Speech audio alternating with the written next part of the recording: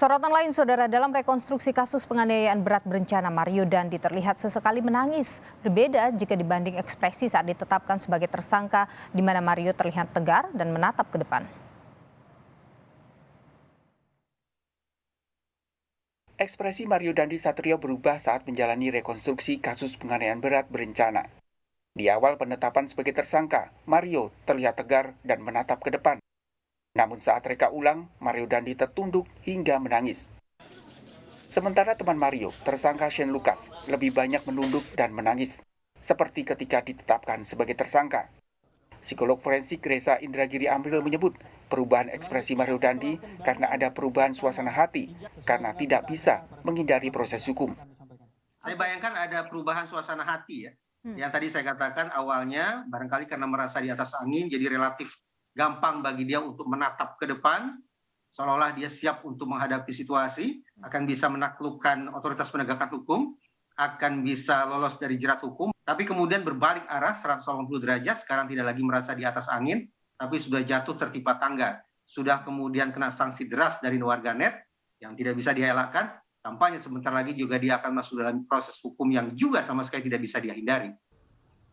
Direktur Reserse Kriminal Umum Polda Metro Jaya, Kombes Hengki Haryadi menyebut akan memeriksa 4 saksi yang diduga mengetahui rencana Mario menganiaya David.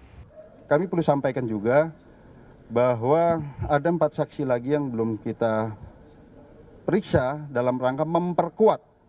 Ini sekali lagi dalam rangka memperkuat unsur daripada perencanaan para tersangka ini yang dalam waktu dekat kita akan periksa. Sebagai contoh, maksud kami di sini bahwa sebelum terjadinya tindak pidana ini ternyata tersangka MDS ini menghubungi beberapa orang dan memberitahukan akan melakukan tindakan pidana yang terjadi.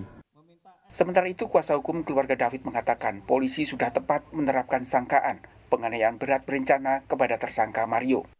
Kalau mulai dari kejadian, mulai dari kesaksian, mulai dari bukti-bukti yang ada dengan rekonstruksi kemarin, bagi kami apa yang sudah disangkakan sesuai pasal itu kepada pelaku itu sudah sesuai dengan analisa yang kuat dilakukan oleh penyidik.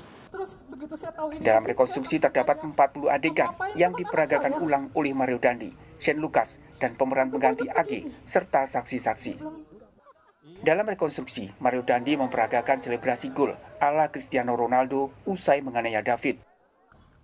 Dalam kasus ini, Mario Dandi dan Shane Lucas dijerat dengan pasal penganiayaan berat dan terencana dengan ancaman hukuman maksimal 12 tahun penjara. Tim Liputan, Kompas TV.